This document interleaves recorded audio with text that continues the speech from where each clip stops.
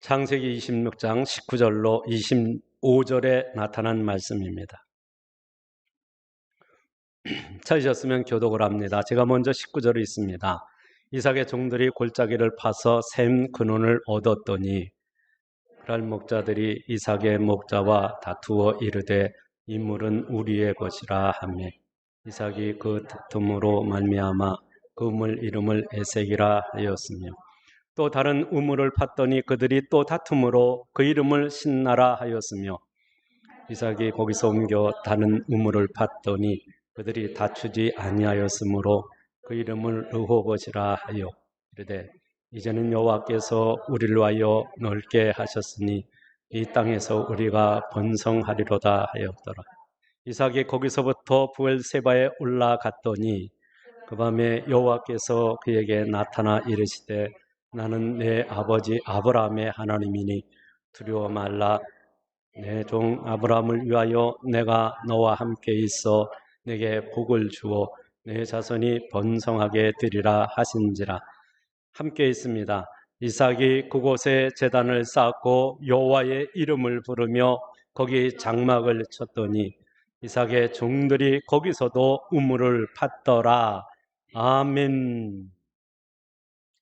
약속의 복을 누구나 받아 누리고 살고 싶습니다. 더 나아가서 하나님이 허락하신 하늘의 신령한 복과 땅의 기름진 복을 받아 마음껏 누리면서 행복하게 살아가고 싶습니다. 근데 그게 잘 안 되더라고요. 왜 안 될까요? 먼저 내가 약속의 복을 받아 누려야 하는데 아직 그렇게 무슨 복을 받을 만한 나눈 것을 나눌 수 있을 만큼 그렇게 풍성한 복을 내가 받아 누리지 못하고 있거든요. 그렇다면 왜 약속의 복을 받아 누리지 못한다고 생각하십니까? 글쎄요. 아마도 내 믿음이 부족해서 그런 것이 아닐까요? 충성하는 것도 별로 없고 세상살이 바쁘게 살다가 보니 하나님의 뜻대로 살지 못해서 그런 것이 아닐까요? 이렇게 대답할 수 있을 것입니다. 근데 여러분, 우리가 신앙생활하면서 하나님의 말씀에 약속의 복이 담겨져 있습니다. 그리고 그 약속의 말씀을 따라가서 약속의 복을 받아 누렸고 그리고 그 역사에서 주인공으로 하나님 앞에 존경의 쓰임을 받은 사람들이 있습니다. 그렇다면 우리도 그 하나님의 말씀을 따라 순종의 삶을 살았던 믿음의 선배들이 걸어갔던 그 발자취를 따라간다면 그 은혜와 그 사랑과 그 복을 우리가 받아 누리며 살 수 있지 않겠습니까? 다시 말하면 오늘 시대를 살아가면서 어떻게 살아야 하나님의 약속의 복을 받아 누릴 수 있느냐라고 했을 때 여러분, 성경에 통해서 하나님의 말씀을 받을 때 아멘하고 그 말씀대로 살면 복을 받겠다라고 하는 내 안에 확신이 있는 것입니다. 그런데 우리의 삶의 변화와 우리의 삶의 목적이 변하지 않고는 하나님의 약속하신 그 복을 받아 누리기에는 연약한 것들이 우리 속에 많이 있다 하는 말씀인 것입니다. 하나님의 약속의 복은 있는데 분명히 성경에 나타난 위대한 믿음의 선배들은 말씀대로 순종해서 약속의 복을 받았다라고 하는 기록이 있고, 그리고 많은 사람들의 간증을 통해서 우리가 듣는 것은 그들이 하나님의 말씀 안에서 승리할 뿐만 아니라 승리의 전리품을 거두는 약속의 복을 받아 누리는 간증들도 듣고 있는데, 우리가 그 간증의 주인공이 되고 우리가 그런 하나님의 약속된 복을 받아 누릴 뿐만 아니라 그 복을 마음껏 나눌 수 있는 행복한 그리스도인이 되어져야 되겠다고 하는 선한 결심을 하고 여러분이 그 축복의 주인공이 되는 은혜가 있기를 축원합니다. 그렇다면 누가, 어떤 사람들이 어떻게 하나님의 약속의 복을 받아 누렸을까요? 그리고 그들은 어떻게 살아서 그 하나님이 약속하신 축복을 누리는 주인공이 될 수 있었을까요? 여러 가지 성경에 기록된 말씀들이 많이 있지만 우리는 지난주에 이어서 계속되어지는 말씀 이삭을 통해서 하나님의 약속의 복을 받는 사람들은 어떻게 믿음의 경주를 했는가, 어떻게 신앙생활했기에 하나님의 약속된 복을 받아 누렸는가를 함께 살피면서 함께 은혜를 받고자 합니다. 창세기 26장을 보면 이삭이 흉년으로 인하여서 애굽 땅 에집트로 내려가는 중에 하나님이 그랄이라는 지역에서 스톱시켜 놓으시고 네가 이 땅에 거하면 아브라함에게 약속한 그 복을 내게 주겠다라고 약속을 하십니다. 그 약속의 말씀을 듣고 아멘하고 그 땅에 머물면서 그 땅에 씨를 뿌려 그 해에 100배의 수확을 하게 되고 마침내 소떼가 양떼가 많아지면서 부자가 되어졌다 하는 말씀인 것입니다. 이 말씀 속에서 마침내 거부가 됐다. 그 상황으로 보면 씨를 뿌릴 수 있는 상황이 아닌데, 그런데 거기서 씨를 뿌렸다는 거거든요. 그런데 그 해에 100배를 수확해서 여러분 부자가 됐다, 거부가 되어졌다 하는 이 말씀 속에서 몇 가지를 생각하게 되어집니다. 무슨 생각입니까? 어떻게 이삭이 약속의 복을 받아 누리게 되어졌느냐 하는 말씀인 것입니다. 첫째는 여러분의 대답입니다. 하나님 말씀에 순종하였기에 하나님의 복을 주셨습니다. 그렇습니다. 이 대답은 누구나 할 수 있는 대답일 것입니다. 두 번째는 그곳에 하나님이 함께 하셨기 때문입니다 하는 것입니다. 이삭은 그곳에 제단을 쌓고 그곳에 예배하면서 그곳에 씨를 뿌리면서 하나님이 주어진 삶을 살아갔던 것입니다. 그러니까 그 땅에 하나님이 임재해 계시면서 함께 하셨기 때문에 그래서 이삭이 약속된 복을 받을 수 있었다 하는 말씀입니다. 하나님이 함께 하시지 않는다면 그가 세상에서 뭐 대단한 일을 한다 할지라도 하나님의 약속된 복이 임할 수는 없는 것입니다. 한 가지 더, 여러분 세 번째 생각할 수 있는 것은 그 땅은 하나님이 이미 아브라함에게 복을 주시겠다고 약속하신 땅이기 때문에, 그래서 그 땅에 머물게 되어지면 그 약속된 복이 그 땅에 임하게 되어지므로, 그래서 약속의 말씀을 듣고 약속의 땅에 머무는 가운데 약속의 땅에 함께 하시는 그 하나님께서 그에게 복을 주심으로 그가 약속의 복을 받아 누리게 되어졌다 하는 말씀인 것입니다. 이 세 가지 모두를 포함해서 이삭이 받은 복을 생각해 볼 수가 있습니다. 그렇다면 우리가 사는 집이나 우리가 다니는 직장이나 여러 사업체의 동일한 약속 안에서 산다면 그 동일한 은혜가 우리의 삶 가운데 임하지 않겠느냐 하는 말씀에 이르게 되어지는 것입니다.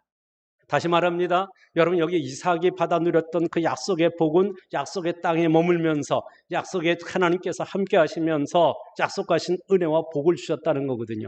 그렇다면 여러분이 사는 삶의 터지, 그게 가정이든 직장이든 여러분의 사업터이든 그것이 여러분이 살아가는 모든 삶의 현장에 그곳에 이삭이 하나님과 함께하는 삶을 살았다. 하나님의 말씀에 순종의 삶을 살았다.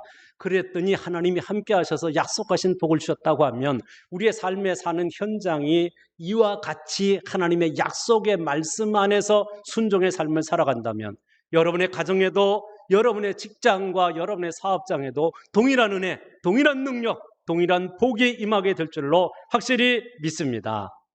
그렇다면 오늘 이삭이 어떻게 삶을 살았기에 그는 하나님의 약속의 복을 받았는가 하는 것을 통해서 우리가 어떻게 신앙생활을 했을 때 그 약속의 복이 우리에게 임하는가를 함께 살피면서 함께 은혜 나누고 함께 약속의 복을 받기를 원하는 것입니다. 다시 말하면 성경에 기록된 위대한 축복의 증인들이 있고 약속의 복을 받아 누린 역사의 주인공들이 있어요.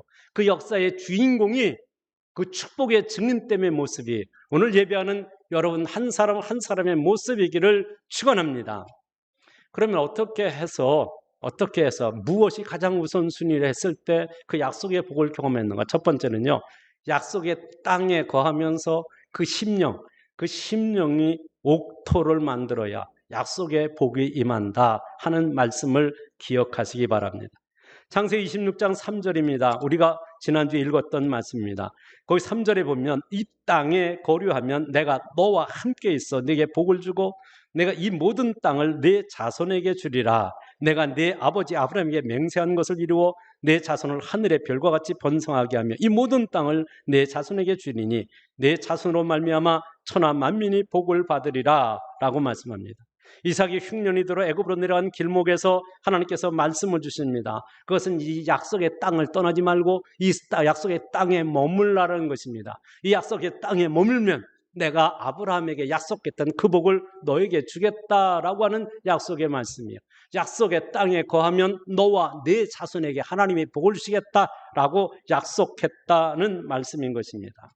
그러니까 이 성경에서는 하나님이 약속의 땅은 가나안 땅 말이에요. 지금 살고 있는 그 땅 자체를 말하는 거예요. 근데 이 약속의 땅이니까 약속의 땅을 떠나지 말고 여기 머물면 내가 약속한 복을, 아브라함에게 약속했던 그 복을 너와 네 자손에게 주겠다. 그래서 너로 말미암아 천하 만민이 복을 받게 될 것이다 라고 말씀하시는 것입니다. 성경에는 약속의 땅에 머물 때, 약속의 땅에 살 때 약속한 복을 주겠다는 내용이 상당히 많이 기록되어져 있습니다. 그 중에서 여러분 이 말씀, 오늘 읽은 말씀과 맥을 같이 하면서도 다른 내용처럼 기록된 말씀이 있어요. 그것은 솔로몬이 성전을 건축하고 봉헌식을 할 때 하나님 앞에 기도를 드렸습니다. 그 기도의 내용은 이 성전에 와서 하나님의 백성들이 기도를 할 때 하나님께서 들으시고 복된 것으로 응답하여 주시기를 간구한 것입니다. 하나님께서는 그 기도를 들으시고 솔로몬이 자기 궁전으로 돌아갔을 때 그 밤에 하나님이 나타나셔서 솔로몬에게 내 한 기도를 내가 들었고 네가 기도한 대로 내가 응답해 주겠다는 말씀이 역대하 7장 12절로부터 15절에 나타난 말씀입니다. 이 말씀을 보세요. 밤에 여호와께서 솔로몬에게 나타나사 그에게 이르시되 내가 이미 네 기도를 듣고 이곳을 택하여 내게 제사하는 성전을 삼았으니 혹 내가 하늘을 닫고 비를 내리지 아니하거나 혹 메뚜기들에게 토산을 먹게 하거나 혹 전염병이 내 백성 가운데 유행하게 할 때에 라고 말씀합니다. 하늘을 닫고, 이런 가뭄 현상이죠. 하늘을 닫고 비를 내리지 아니할 때요. 혹 메뚜기가 토산을 먹고 자연재해를 통해서 사람 살기가 힘들어지는 겁니다.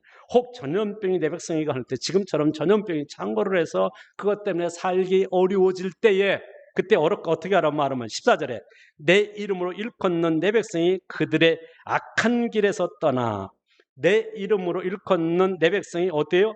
악한 길에서 떠나. 그 말은요, 지금 가뭄이 들었다든지 혹은 여기 전염병이 창궐을 했다든지 자연재해가 일어나게 되어진 것은 뭐가 문제라는 말이에요? 악한 길을 가고 있다는 거예요. 악한 길을 가고 있기 때문에 하나님께서 그런 걸 내리셨는데, 그런 악한 길에서 떠나서 스스로 낮추고 기도하며 내 얼굴을 찾으면 내가 하늘에서 듣고 그들의 죄를 사하고 그들의 땅을 고칠지라 라고 말씀한 겁니다. 솔로몬이 하나님 앞에 이 성전에 나와 성전을 다 지어놓고 성전 낙선식을 하면서 하나님 앞에 드린 기도예요. 하나님이 이 백성들이 이 성전에 나와서 기도할 때 하나님께서 응답하여 주옵소서 했는데 하나님께서 그 기도한 것에 응답하여 주실 것을 약속하셨어요. 그 약속의 말씀이 14절에 응답을 받는 백성의 자세와 그 응답의 내용을 말씀하시는 것이거든요. 그것은 성전에 나와서 기도할 때 하나님 앞에 예배할 때 제일 먼저 뭐예요? 악한 길에서 떠나라 하는 말입니다. 악한 길에서 떠나라. 지금 그럼 악한 길에서 떠나라는 말이 무슨 말인 줄 아세요? 회개하라는 말이에요. 회개하라는 말은 죄를 뉘우치고 탄식하고 죄를 토해버리고 새 삶을 받아야 될 것을 말씀하는 거예요. 그러나 여러분 여기서 회개라는 본질적인 의미는 여러분 하나님이 이용하신 길은 이 길인데 근데 지금 반대 방향으로 가는 거예요. 그것을 터내서 돌이키는 것을 말하는 거예요.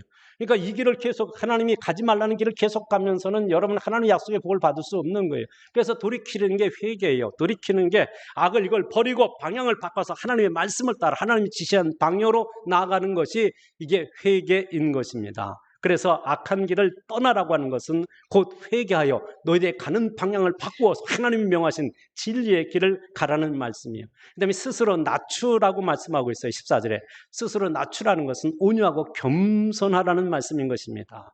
여러분 하나님 앞에서 인생이 살아가면서 하나님 주신 은혜로 살면서도 인간이 교만하고 오만하고 방자해서 하나님의 말씀대로 안 살거든요. 그래서 스스로 낮추라고 하는 말은 겸손하게 되어져라, 온유하라는 말씀입니다. 그리고 기도하며 하나님의 얼굴을 찾으라고 말씀을 합니다. 여기 얼굴을 찾는다는 건 하나님의 보좌 앞에 바짝 다가가서 기도하고 예배하면 하나님이 응답을 주실 것이다 라고 말해요. 근데 여러분 응답을 어떻게 주신다고 말씀하냐면 응답을 어떻게 준다고 말씀해요? 내가 하늘에서 듣고 그 기도할 때 하나님이 들으세요. 경청하세요. 그리고 그들의 죄를 사하고 그들의 땅을 고칠지라 라고 말씀해요. 그들의 죄를 사한대요. 왜 가뭄이 왔다는 말이에요? 왜 자연재해가 왔다는 말이에요? 왜 전염병이 왔다는 말이에요? 죄 때문이라고 말씀하는 거예요. 지금 이 세상이 이게 뭐 정말 세상이 얼마나 악한지. 저는 지난주에 그 어떤 어린 16개월 된 아이가 죽은 사건으로 인해서 온 세상이 고통하며 절망하는 소리를 들으면서 그들이 그리스도의 이름을 가졌다는 그 사건 때문에 얼마나 고통스럽고 얼마나 마음이 아팠는지 몰라요. 근데 여러분, 한 가지 더 여러분이 기억해야 될 게 있어요. 그들이 가지고 있는 신앙은 참된 신앙이 아니었어요. 사회주의 노선을 걸으면서 사회주의와 기독교는 함께 할 수 없는데 그 노선에서 그 신앙을 가졌기 때문에 참된 신앙이 아니에요. 참된 신앙을 갖지 않으면 언제든지 여러분의 심령을 사탄이 주장을 해서 악한 길에 들어서게 할 뿐만 아니라 그 악한 짓을 하면서도 악한 줄도 모르고 양심이 마비되어져서 양심이 화인 맞아서 죄를 죄로 여기지 않냐고 그 길을 가게 되어지는 것입니다. 여러분 뭐라고 말씀하시는 거예요? 죄를 하나님이 기도의 응답을 뭐라고 말씀하시는 거예요? 죄를 사하고 그들의 땅을 고칠지라라고 말씀해요. 그들의 죄를 사하는 거예요. 먼저 죄 사함을 받아야 되어지는 거예요. 왜냐하면 지금 여기 회개하라고 했을 때 다른 길을 가고 있잖아요. 그럼 하나님이 정하신 그 길로 가면서 돌이켜서 방향이 바뀌었으니까 방향을 틀어서 하나님을 바라보면서 온전케 하신 예수 그리스도를 바라보며 믿음의 경주를 하되, 그렇게 경주를 하고 그리고 겸손하여서 그리고 하나님의 은혜의 보좌 앞에 바짝 다가와서 하나님의 얼굴을 구할 때, 기도할 때, 간구할 때, 예배할 때 하나님이 응답하시는데 죄를 먼저 사하고 그 다음에 그 땅을 고칠지라. 그 땅이 어디예요? 여러분 그 땅은 죄를 사하고 하는 것은 여러분의 심령에 있는 죄를 사하는 거예요. 그래서 그 땅을 고친다는 말은 같은 동격의 말이에요. 그 여러분의 영혼을 고친다는 말이에요. 여러분의 심령을 고친다는 말씀을 하고 있는 것입니다. 그러니까 하나님의 약속의 복을 받고자 한다면 여러분이 죄사함을 받고 여러분의 심령이 먼저 고침을 받아야 돼요. 여러분의 심령이 먼저 치유를 받아야 되어지는 거예요. 하나님께서 하나님의 약속하셨어요. 그 약속의 복을 받을 자들로 여러분이 선택되어진 게 맞다면 그러면 여러분의 심령이 먼저 복받을 그릇으로 준비된 후에 그 다음에 하나님이 약속하신 복을 주신다는 말씀인 것입니다. 그렇다면 여러분의 심령이 어떻게 되어져야 된다는 말씀을 하고 있는 거예요. 죄를 사하셨어요. 그리고 나서 그 땅을 고쳐주신대요. 여러분의 심령을 먼저 고치고 여러분의 심령을 치료하시고 그리고 나서 물질적이고 육체적이고 이 땅에 필요한 은혜와 복을 주시겠다고 약속하시는 말씀인 것입니다. 다시 말합니다. 여러분에게 제가 자주 하는 표현이기도 합니다. 복받을 생각하지 말고 먼저 네 심벌을 고쳐라 하는 격언이 있습니다. 여러분 그 말의 의미가 뭘 말하는 거예요? 여러분이 하나님의 복을 받고자 한다면 여러분의 심령부터 고쳐야 된다는 거예요. 여러분의 마음부터 고쳐야 된다는 말씀인 것입니다. 여러분 기억하세요. 예수 안에 내가 있고 내가 예수 안에 있다는 말은 예수님의 생명의 연합을 이뤘다는 거예요. 예수 생명 내 생명이 되어졌다는 말이에요. 예수 생명 내 생명이 됐으면 그분의 인격이 내 인격이 되어져야 되는 거예요.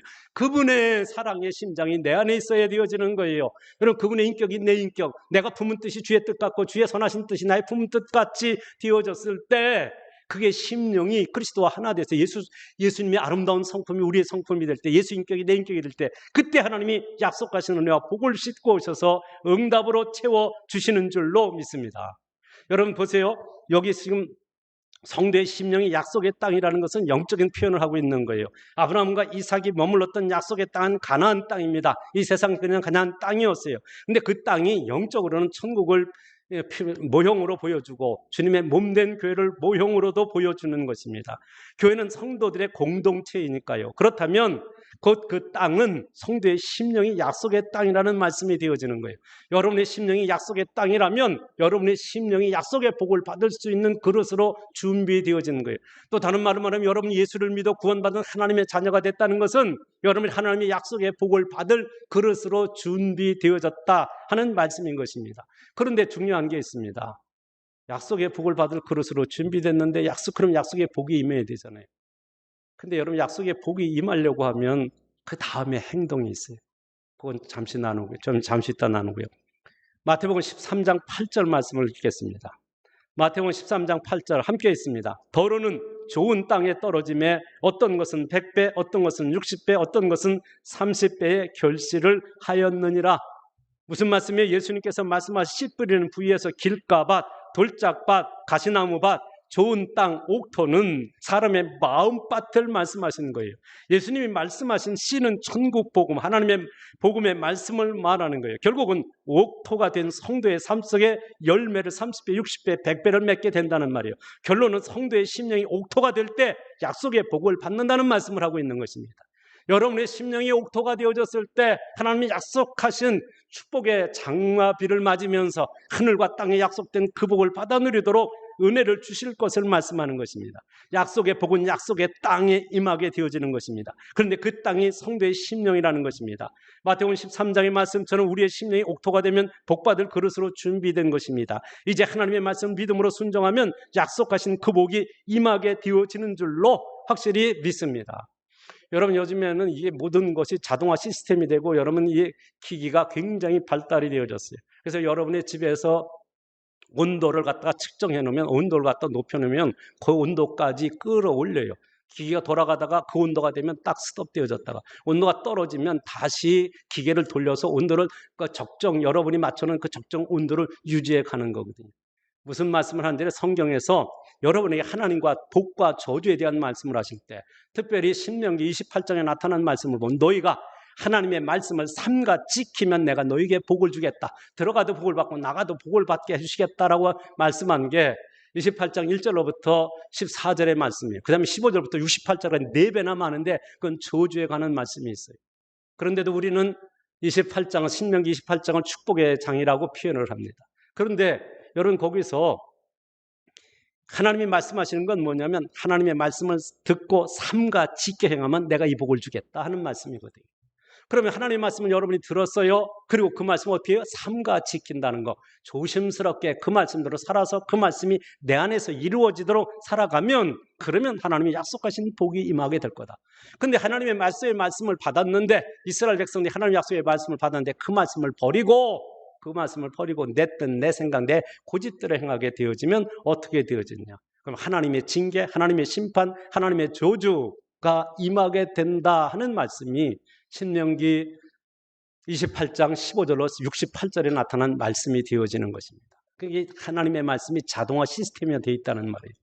자동화 시스템이 되어 있다는 말이 뭐예요? 여러분 하나님의 말씀대로 살면 여러분의 삶 속에 하나님의 복이 임할 것이고, 그러니 여러분이 하나님의 말씀을 대적하고 하나님의 말씀을 벗어나서 살면 하나님의 심판과 징계가 임하게 될 것이다 하는 말씀인 것입니다.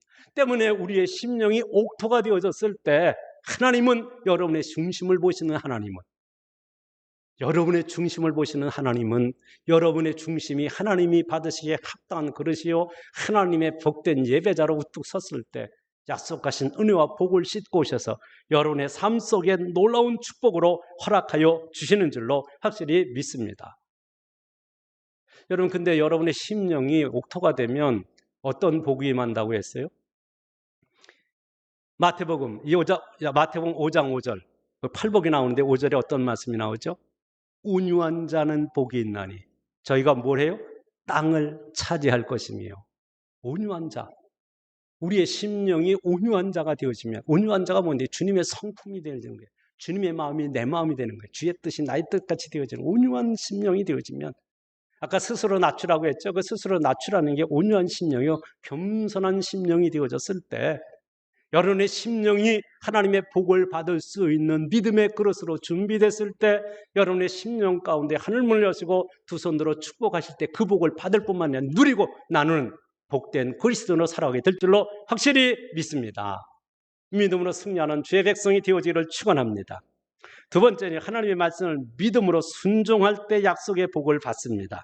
이삭은 순종의 사람입니다. 아버지가 자기를 번제로 드리려고 할 때 순종했던 사람이에요. 자기가 그 나이에 충분히 아버지를 제압할 수 있었어요. 그럼에도 불구하고 자기를 번제로 드리는데, 자기를 결박하여 제단에 올려놓는데 순종했던 사람이 이삭이었다는 말입니다. 여러분, 또 이삭은 순종의 사람이었던 증거가 지금 애굽으로 내려가는데 내려가지 말고 여기 머물러라 라고 말씀하시니까 아멘 하고 순종하고 머물렀어요. 뿐만 아니라 믿음으로 씨를 뿌려서 그 해에 100배의 수확을 얻게 되어지는 것입니다. 여러분, 여기서 중요한 것은요, 하나님의 말씀을 믿어요. 믿으면 행동이 따라와야 그게 진짜 믿음이에요.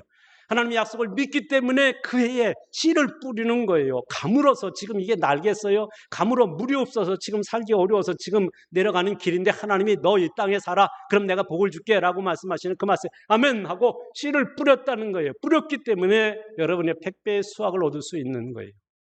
여러분이 하나님의 약속의 복을 받을 수 있는, 여러분이 진짜 예수 믿고 구원받은 하나님의 자녀가 된 게 맞다면 여러분은 복을 받을 수 있는, 하나님의 약속의 복을 받을 수 있는 그릇으로 준비된 건 맞아요. 그러나 그 복이 임하려고 하면 하나님 말씀을 아멘하고 아멘의 삶을 살아야 돼요. 하나님 말씀을 믿고 순종의 삶을 살아갈 때, 믿고 씨를 뿌릴 때 하나님께서는 그것을 복되게 하셔서 풍성한 수확을 얻도록 은혜를 주시는 줄로 믿습니다. 우리가 신앙생활 하면서요, 하나님의 말씀을 읽을 때 그 말씀에 약속의 복이 있어요. 그 말씀을 읽고 아멘 해요. 근데 문제는 뭐가 문제냐면 아멘을 하는데 순종하지 않아요. 아멘을 하는데 실천하지 않아요. 그러니까 복받을 그릇으로 준비된 그리스도인인데 근데 그 복이 내게 임하지 않는 것은 하나님의 말씀대로고 나는 나대로 살아가니까 그 약속의 말씀이 임하지 못하게 되어지는 거예요. 영적인 복을 받아서 구원받은 건 확실한데 그러나 이 땅에 사는 날 동안에 하나님의 약속하시고 보증하신 그 복을 받아 누려야 되어지는데 그 복을 받아 누리지 못하는 연약함은 어디에 있느냐는 거예요. 믿음의 사람들은요, 말씀에 순종하는 사람입니다. 약속의 복을 받는 사람들은요, 하나님 말씀에 순종하는 사람들입니다. 순종의 사람이 승리합니다. 순종의 사람이 형통했습니다. 순종의 사람들이 땅을 차지하고 약속의 복을 받아 누렸다는 것입니다. 근데 여러분이 하나님 말씀은 믿지만은 그러나 순종하지 않는 거예요. 왜 순종하지 않는 것입니까? 하나님 말씀을 그건 안 믿기 때문에 그런 거예요. 믿으면 순종하죠. 믿으면 순종하죠. 그렇지 않겠어요? 그 믿는데 순종하지 않는 거, 그건 안 믿는 거예요. 그럼 여러분 생각할 때 언제 여러분이 말씀에 순종하지 않습니까? 순종하려고 하는데 내 생각과 내 뜻이 다른 거예요. 하나님의 말씀이 내 생각할 때 이건 안 맞는 거예요. 여러분이 가지고 있는 상식 논리나 여러분이 가지고 있는 과학적이고 의학적인 자그마한 그 조그마한 지식이 그 지식으로 하나님의 말씀을 대니까 그 말씀이 내 생각과 틀리고 내가 가지고 있는 상식이나 논리를 갖다 다 들이대도 안 맞는 거예요. 그래서 순종하지 않게 되어지는 겁니다. 그럼 여러분 하나님 말씀이라고 하면 그냥 온전히 순종해야 되는데 근데 내 상식이나 내가 가지고 있는 지식이나 내가 가지고 있는 알량한 어떤 논리를 가지고 하나님 말씀을 재보니까 안 맞는다 이거예요. 그래서 하나님의 말씀이 뭔가 동떨어진 것 같고 시대에 뒤떨어진 것 같고 그래서 내가 재단하고 내가 판단해서 그 말씀대로 순종하지 않는 거예요. 순종한다 할지라도 내 식대로 해석해서 내 방법대로 순종을 하는 거예요. 그건 순종이 아니에요. 진정한 순종은 하나님 말씀하신 그대로 행하는 것입니다. 말씀하신 그대로 순종했을 때 그가 승리하고 그가 형통하고 그가 약속의 복을 받아 누리게 되어지는 줄로 확실히 믿습니다. 하나님의 약속의 복은 하나님의 약속의 말씀을 믿고 씨를 뿌리는 거예요. 하나님의 약속의 말씀을 믿고 그 말씀대로 행동하고 순종하고 실천하는 거예요. 그랬을 때 약속의 복이 임하게 되어진다 하는 말씀인 것입니다. 보세요. 이스라엘 백성들, 제가 자주 인용하는 것 가운데 하나예요. 이스라엘 백성들을 모세가 애굽에서 이끌어내갖고 광야 행군을 하고 있어요. 하나님께서 구름기둥과 불기둥으로 인도해 갔어요. 하늘에서 만나를 내려서 며칠을 내려서 저들을 먹게 하세요. 근데 물이 떨어졌어요. 물이 없어요. 여러분 광야에서 물이 없는 건 죽는 거예요. 그러니까 죽음이니까 죽음 앞에서 아우성하며 하나님을 원망하고 모세에게 대적하며 달려드는 거거든요. 근데 모세가 하나님 앞에 기도하니까 하나님께서 방법을 알려주시는데 너는 반석을 마주 대하여 서라. 그리고 반석을 치면 물이 나온다는 말씀을 하시는 거예요. 여러분이 상식으로 한번 생각해 보시다. 여기 여러분 반석을 마주 대하여 서라는 말은 저기 가다 보면 우묵한 데고 바위 하나 있거든. 그거 때리면 그 밑에서 물이 솟아나올 거야. 그 얘기하는 게 아니에요. 반석을 마주대서라는 말 이런 벽인데 이런들 여러분 벽을 마주대하듯이 이렇게 벽이 있는데 이 반석 이 돌 여기를 마주대하고 쓰라는 거예요. 모든 백성이 볼 수 있게 마주대하여 쓰라는 거예요. 그리고 그 반석을 치라고 명하시는 거예요. 여러분이 가지고 있는 상식, 여러분이 과학적인 논리, 여러분이 가지고 있는 무슨 방법을 다 갖다 통하는데도 그게 상식에 맞는 말이에요. 저쪽에 가면 오아시스가 있어. 그러면 돼. 거기 가면 조금 축축한 데가 있어. 그런데 거기 파면 거기서 물 나올 거야. 이러면 상식이 통하니까 그걸 아멘하고 순종할 수 있어요. 근데 하나님 주시는 말씀은 전혀 상식에 맞지 않는 얘기예요. 아니 무슨 반석을 마주대해서라. 모든 백성이 볼 수 있는 그 반석을 마주대해서라. 그리고 반석을 치라. 이게 뭐 맞는 말이에요? 근데 모세가 하나님 이게 뭐 하시는 말씀입니까? 아니 반석을 치라니요. 반석에서 무슨 물이 나와요? 하고 하나님 앞에 대들거나 하나님 앞에 이유를 묻고 따지지 않았어요. 아멘 하고 순종해서 반석을 쳤을 때 물이 나와 이스라엘 백성 모두가 먹고 마신 줄로 믿습니다. 이게 믿음이에요. 이게 믿음으로 순종하는 거예요. 내 상식이 안 맞지만 하나님의 말씀이기에, 전능하신 하나님의 말씀이기에, 말씀하신 그 하나님의 말씀하신 그대로 이루어질 것을 믿기에 순종했을 때 그가 약속의 복을 받아 누린 줄로 믿습니다. 또 보세요. 가다가 이스라엘 백성들이 광야에서 지치고 힘든 상황인데 불병이 나왔고 이스라엘 백성들을 다 물었어요. 하나님 원망하고 불평할 때 불뱀이 나와서 그냥 물었어요. 불뱀 물려고 다 죽게 생기겠는데, 죽게 생기니까 모세 찾아와갖고 모세한테 어떻게 좀 해달라고 하나님 앞에 기도해서 어떻게 좀 살려달라고 요청을 하는 거예요. 그럼 모세가 하나님 앞에 기도했더니 하나님이 방법을 가르쳐주세요. 노수로다 뱀을만 장대 꼭대기에서 매달아놔라. 장대 꼭대기에 매달아. 그것을 보는 자는 살리라 라고 말씀했어요. 근데 여러분 생각할 때 아니 지금 뱀이 물려 죽겠는데 장대 달려있는 뱀 쳐다보면 산다고 이게 말이야 저리야 하고 안 믿으면 순종 안 쳐다보는 거예요. 안 쳐다보면 어떻게 해요? 죽는 거예요. 그러나 믿음으로 쳐다본 자는 산 줄로 믿습니다.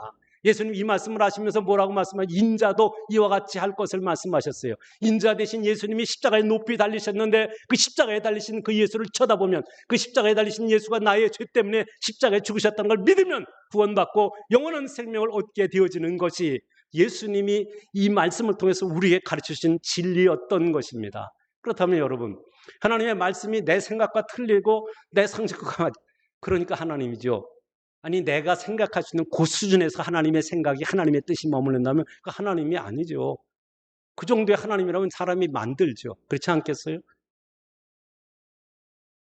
근데 사람들은 우리 생각 수준에 자꾸 머물러 있느라고. 여러분 카톨릭이나 자유주의를 표방하는 사람들의 성경 해석이 어떤 줄 아세요? 예수님께서 오병이어를 가지고 5천 명을 먹이고 남기셨다. 이건 무슨 동화책에 나오는 얘기야? 무슨 요술을 부려서 그래? 이렇게 생각하고 예수님의 행하셨던 이적과 표적을 믿지 않으려고 하는 것이에요. 그러면 어떻게 해석하느냐? 어린아이가 도시락을 갖다 드리니까 그 도시락 감춰놓고 몰래 먹으려고 했던 사람들이 이것도 드세요 저것도 드세요 그래서 그걸 갖다 걷었더니 12바구니가 걷었다. 그렇게 해석을 하는 거예요. 지가 못하니까 예수님도 못하는 것처럼 해석을 하는 거예요. 근데 사람들은 그게 이 시대에 맞는, 현 시대에 맞는 성경적인 해석으로 믿고 따르니까 그 가운데서 무슨 하나님의 은혜, 하나님의 능력, 하나님의 이적과 표적을 경험하겠어요. 예수님이 5천 명 그 보병이를 가지고 먹이고 남았다. 그건 너무 쉬운 거고 너무 당연한 거죠. 그분은 전능하신 하나님이에요. 그분은 이 우주 만물을 말씀으로 창조하신 하나님이에요. 그 하나님이 그까지 그 무슨 보병이를 가지고 5천 명 먹이는 건 그건 뭐 너무 쉬운 거예요. 근데 지가 못하니까 자기 상식으로 그거는 안 된다고 생각하니까 그래서 자기 상식 논리에다 갖다가 자기가 생각하는 생각의 울타리에다가 하나님을 가둬놓고 하나님을 그렇게 별 볼 일 없는 하나님으로 믿고 따르겠다고 하는 그 자체가 정말 어이없는 모습이에요. 그러면서 하나님 앞에 무슨 기도를 하는지 모르겠어요. 여러분 요즘에 젊은 세대의 사람들은요, 이 과학적인 사고 혹은 여러분 의학적인 그 무엇, 그 요즘에 자꾸 그런 어떤 데이터를 가지고 혹은 그런 과학적인 논리를 가지고 성경을 갖다 들이대고 이것이 틀렸느니 이런 어리석은 바보 같은 짓을 하는 사람들이 꽤 있어요. 하나님의 말씀을 지금 우리의 상식 논리에다 가둬놓고요. 천만의 말씀. 하나님은 살아계신 하나님이에요. 그분은 전능하신 하나님이에요. 그분은 지금도 이 우주 만물을 운행하시는 하나님이에요. 여러분의 생사화복을 주장하시는 하나님이에요. 그분은 역사의 흥망성쇠를 주장하시는 하나님이에요. 그 하나님이 말씀하시고 그 말씀을 믿고 순종할 때 그 말씀하신 그대로 약속의 복이 임하는 것은 너무 단순하고 너무 분명한 것이에요. 여러분 여기서 중요한 것이 뭐예요? 믿음이에요. 하나님 말씀을 믿으면 순종하고 믿으면 행하고 믿으면 믿음대로 되어지는 은혜와 복을 경험하게 되어지는 줄로 확실히 믿습니다. 여러분 그 하나님의 말씀 믿고 순종할 때 말씀은 능력이 되고 말씀은 복이 되어지는 줄로 믿습니다. 대선인가 교회에 짧은 기간 동안은 복음을 전했어요. 바울 사도가 복음을 전해다가 그냥 쫓아와서 할 때마다 바울을 죽이려고 달라붙으니까, 그래서 바울 사도가 데살로니가에서 복음을 전하다가 마치 야밤도주하는 것처럼 그렇게 피해가 버리고 말았어요. 짧은 기간 동안 복음을 받았는데도. 그런데요, 소문이 났는데 어떤 소문이 났느냐? 여기 데살로니가 교회가 믿음의 역사와 사랑의 수고와 소망의 인내가 있는 교회로 소문이 났어요. 모든 교회가 본받을 교회로 소문이 났어요. 모든 교회의 축복의 귀감이 된 소문이 났어요. 어떻게 그런 소문이, 짧은 기간 동안 복음을 받는데 어떻게 그런 소문이 날 수 있었느냐? 바울 사도가 그걸 정리해서 데살로니가전서 2장 13절에 이렇게 말씀합니다. 우리가 하나님께 끊임없이 감사함은 너희가 우리에게 들은 바 하나님의 말씀을 받을 때에, 바울 사도가 말씀을 증거할 때 그 하나님의 말씀을 받을 때 사람의 말로 받지 않냐고, 하나님의 말씀으로 받으면 진실로 그러하다. 그 말씀이 너희 속에서 살아 역사하느니라. 하나님의 말씀이 살아서 역사할 때, 여러분의 심령 가운데 살아 역사할 때 하나님의 말씀은 능력이요, 그 말씀이 여러분 이적과 표적과 하나님의 위대한 약속의 축복을 경험하게 하는 줄로 믿습니다. 이 믿음이 확실해야 되지 않겠어요? 살아계신 하나님이 하신 말씀인데, 근데 우리가 가지고 있는 그 작은 지식, 작은 논리, 작은 상식 가지고, 여러분 논리를 가지고 저하고 얘기하려고 하면 저는 굉장히 논리에 강한 사람이에요. 저는 철학을 기독교 철학을 공부했어요. 철학을 공부하면서 여러분 논리로 따지고 변증학을 공부했어요. 수사학을 공부했어요. 제가 논리로 따진다면 어떤 걸 가지고도, 어떤 논리를 가지고도 할 수 있어요. 그런데 하나님의 말씀 앞에서는 하나님의 말씀에 논리를 갖다 대도요, 전혀 사람들이 이해를 못하는 것뿐이지, 논리를 갖다 대도 하나님 말씀 앞에서는 아멘할 수밖에 없고, 하나님 말씀 앞에서는 어떤 논리도 넉넉하게 이기고 승리할 수 있는 위대한 말씀이 진리의 하나님의 말씀인 줄로 믿습니다. 그렇다면 하나님이 약속하신 그 말씀을 믿고 따라갈 때 말씀은 복이 되고, 말씀은 능력이 되고, 말씀은 여러분을 형통케 하며 승리케 하며 하나님의 약속의 복을 누리고 나는 행복한 그리스도인으로 살아가도록 은혜와 복을 더하여 주시는 줄로 확실히 믿습니다. 세 번째는요, 예배 중심의 삶을 살아갈 때, 하나님 중심, 예배 중심의 삶을 살아갈 때 약속의 복을 받아 누리게 된다, 약속의 복이 임하게 된다 하는 말씀입니다. 이삭은 자신의 복을 받은 것이 하나님이 함께 하시기 때문이라는 걸 알고 신앙 고백을 하게 됩니다. 이삭이 우물을 파면 사람들이 빼앗습니다. 그리고 내어주고 또 장소를 옮겨 다시 팝니다. 그럼 또 그럴 사람들이 또 와서 또 뺐습니다. 그러면 또 내놔주고 또 다른 가서 또 파니까 또 나옵니다. 이건 하나님의 위대한 능력이에요. 그 가물어서 여러분 비가 안 와서 그래서 곡식을 심을 수 없는 그 상황 속에서 우물을 파면 나오는 거예요. 우물을 파면 나오는 건 하나님이 함께 하신 증거고, 하나님의 놀라운 능력이 함께 하신 증거거든요. 근데 계속해서 파고 가는데 나중에는 그쪽 사람들이 더 이상 공격해 오지 않아요. 그리고 공격해 오지 않고 와서 빼앗으려고 하지 않아요. 이게 하나님이 함께 하신 증거라는 걸 깨닫게 되어져요. 하나님이 함께 하셨기 때문에 결국은 우리가 승리한다는 신앙의 고백을 하기에 이르게 되어지는 거예요. 그러면서 하는 말씀이 24절이에요. 24절을 보세요. 하나님이 그 약속의 고백을 하고 부엘세바로 올라갈 때 하나님 이삭에게 나타나서 약속의 복을 줄 것을 선포하시는 24절입니다. 그 밤에 여호와께서 그에게 나타나실 때 나는 내 아버지 아브라함의 하나님이니 두려워하지 말라. 내 종 아브라함을 위하여 내가 너와 함께 있어 내게 복을 주어 내 자손을 번성하게 하리라 하신지라 라고 말씀해요. 여기 하나님은 약속의 복을 다시 확인시켜 주는 거예요. 하나님이 함께 하셔서 아브라함과 이삭과 약속하신 그 복을 주실 것을 다시 각인시켜 주시는 거예요. 여러분 이거 말씀을 여러분 기억해야 될 건, 하나님은 오늘 설교 들었는데 지난주에 설교하고 뭐 똑같은 게 또 나와 라고 할 수 있어요. 근데 그 말씀을 똑같이 주시는 것은 여러분의 심령에 각인시키는 거예요. 여러분 여기 이삭에게 말씀하는데 또 새로운 복을 주시겠다 약속하지 않고 먼저 주시겠다고 약속한 말씀, 아브라함과 약속했던 그 말씀을 지금 주시는 거예요. 그 말은 여러분 그 말씀을 들을 때 여러분의 마음속에 새기라 이 말이에요. 여러분의 심령에다 각인시키라 이 말이에요. 각인이라는 말이 무슨 말인지 알죠? 여러분 나무에다가 파는 거, 새겨 파는 걸 각인이라고 그래요. 돌을 정으로 쪄가지고 파서 새기는 것을 각인이라고 말해요. 하나님의 말씀을 여러분의 심령에 각인시켜서 그 말씀을 붙잡고 그 말씀대로 살면 그 말씀에 약속된 은혜와 복이 임할 것을 말씀하고 있는 것입니다. 그러니까 하나님이 똑같은 말씀을 또 해주시는 거예요. 지금 하나님이 지금도 똑같이 하시는 거예요.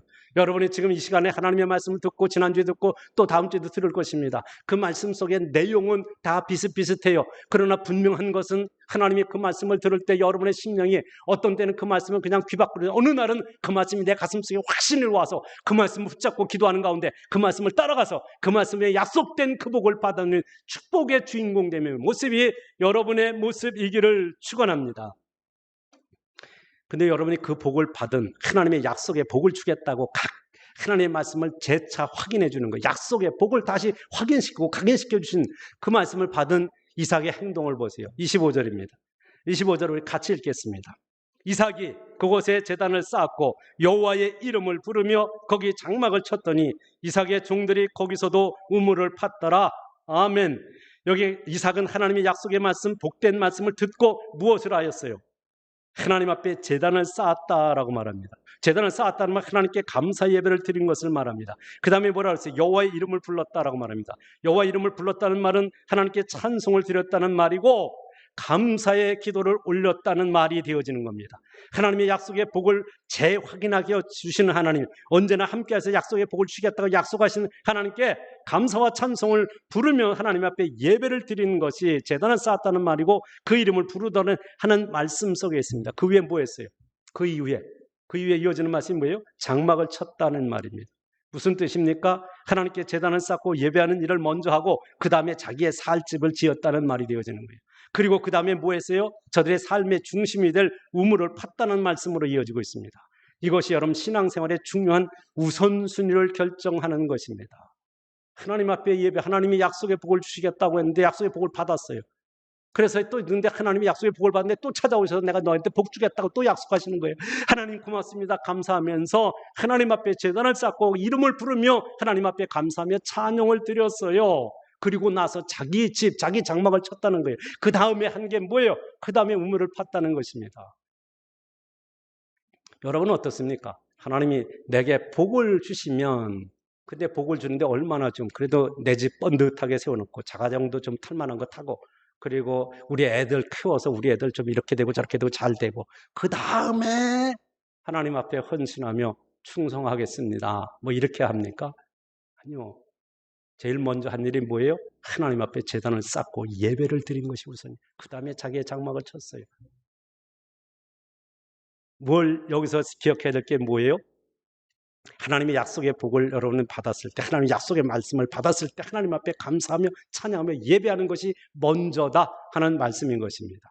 여기서 중요한 것이 무엇인지 알겠죠? 예배적인 삶을 사는 거예요. 아브라함도 하나님의 약속의 말씀을 주셨을 때 그 말씀 믿고 갈 바를 알지 못했지만은 약속의 땅에 이르렀을 때 그 약속에 도착하자마자 하나님의 약속의 말씀을 다시 확인시켜 주세요. 이게 어디 나와요? 창세기 12장에 나와요.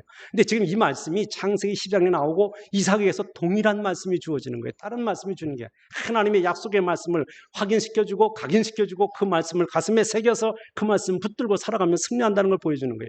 창세기 12장에서 하나님이 갈대 우르를 떠나 내가 지시한 땅으로 가라 할 때 갈 바를 알지 못했던 아브라함은 그 말씀을 따라서 그 약속의 말씀을 붙잡고 가나안에 도착했어요.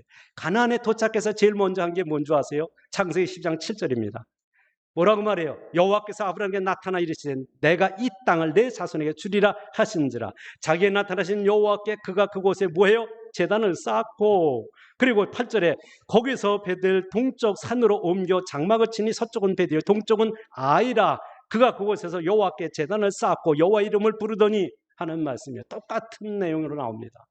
무슨 내용이에요? 아브라함도 제일 먼저 약속의 땅 가나안에서 제일 먼저 뭐 했냐면 제단을 쌓았어요. 하나님 앞에 감사하며 예배했어요. 그리고 나서 장소로 옮겨 자기 장막을 쳐놓고 그 다음에 또 한 일이 뭔지요? 하나님 앞에 제단을 쌓고 여호와 이름을 부르더니 여호와 이름을 불렀어요. 여호와 이름을 불렀다는 말은 그분을 찬송했다고 그분의 감사하며 영광을 드리는 예배를 드렸다는 말씀을 하고 있는 것입니다. 여기 여러분 신앙이 하나님의 약속의 복을 받는 아브라함이 그러했고 이삭이 그러했다는 것입니다. 이 말씀은 성경에서 왜 반복해서 기록하고 있을까요? 오늘 시대를 살아가는 여러분에게도 동일한 이 말씀이 적용되어지기 때문에 여러분도 이 약속의 말씀을 믿고 순종의 삶을 살아가면 여러분이 그 말씀을 믿고 살아가는 그 중심이 하나님 중심하고 하나님 앞에 예배 중심의 삶을 살아갈 때 이 약속된 복이 임한다는 것을 보여주고 있는 말씀인 것입니다. 생각해 보세요. 여기에 제단을 쌓고 여호와 이름을 부르더니, 제단을 쌓고 여호와 이름을 부르더니, 그리고 나서 장막을 쳤다. 이런 표현이 반복되어지고 있는 거거든요. 그럼 이 말씀을 통해서 우리에게 주시는 말씀이 뭐예요? 제단 쌓고 여호와 이름을 부르었다는 건 예배했다는 말이거든요. 예배했다는 말은 하나님 중심이요, 곧 예배 중심의 삶을 살았다는 말이에요. 그 말은 또 제단을 쌓았다는 말은 주님의 몸된 교회를 중심의 삶을 살았다는 말씀을 하고 있는 것입니다. 예배를 바르게 드리는 거예요. 여러분, 이 시간에 주님 앞에 나와서 주님의 전에 나오지는 못해서 여러분이 집에서 예배를 드리고 있다 할지라도 그런 그곳에서 하나님 앞에 예배해야 되고, 하나님 앞에 우리의 몸과 마음과 뜻과 정성을 놓고 온전한 예배를 드릴 때, 하나님이 그 예배를 기쁘게 받으실 때 하나님이 그에게 복을 싣고 오셔서 복을 주시고 은혜를 주시고 필요한 은총을 허락하여 주시는 줄로 믿습니다. 요한복음 4장에 나타난 23절 24절에 나타난 말씀이 뭡니까? 거기 뭐라고 말씀해요? 하나님께 참되게 예배하는 자들은 영과 진리로 예배할 때 오는 곧 이때라 아버지께서는 자기가 이렇게 예배하는 자를 찾으시니라. 하나님은 영이시니 예배하는 자가 영과 진리로 예배할지니라 라고 했어요. 하나님 앞에 예배할 때 영과 진리로, 영은 성령의 인도하심을 따라, 진리가 말씀이에요. 말씀으로 거듭나요. 말씀이 능력이에요. 말씀이에요. 근데 그 말씀이 육신이 되어 이 땅에 오신 예수 그리스도로 예배할 때가 온다. 여러분이 예수 믿어 구원받은 하나님의 자녀가 예수 그리스도의 이름으로 나를 대신하여 십자가에 죽어 부활하신 그 예수님 이름으로 예배할 때가 바로 이때다. 그 예배를 드릴 때 하나님은 그 예배 가운데 임하셔서 영광을 받으시고 예배하는 자들을 하늘문 여시고 두 손으로 축복하여 주시는 줄로 확실히 믿습니다. 바울 사도는 이렇게 말합니다. 로마서 12장 1절에 그러므로 형제들아, 내가 하나님의 자비하심으로 너희를 보내 너희 몸을 하나님이 기뻐하시는 거룩한 산 제물로 드리라. 이는 너희가 드릴 영적 예배니라 하는 말씀. 이 영적 예배라는 말씀이 무슨 말씀이에요? 여러분의 삶이 예배가 된다는 말이에요. 내가 직장에서 일을 하지만은 그 직장에서 일을 할 때 하나님을 찬양하며 일하는 거예요. 하나님이 이 일자리를 주셔서 감사합니다. 일자리에서 얻어진 경제를 가지고 하나님의 영광을 위하여 그리스도의 사랑을 나누며 하나님의 축복을 나누는 삶을 살아가는 그 삶 자체가 하나님 앞에 예배가 되어지는 것입니다. 그게 살아있는 예배예요.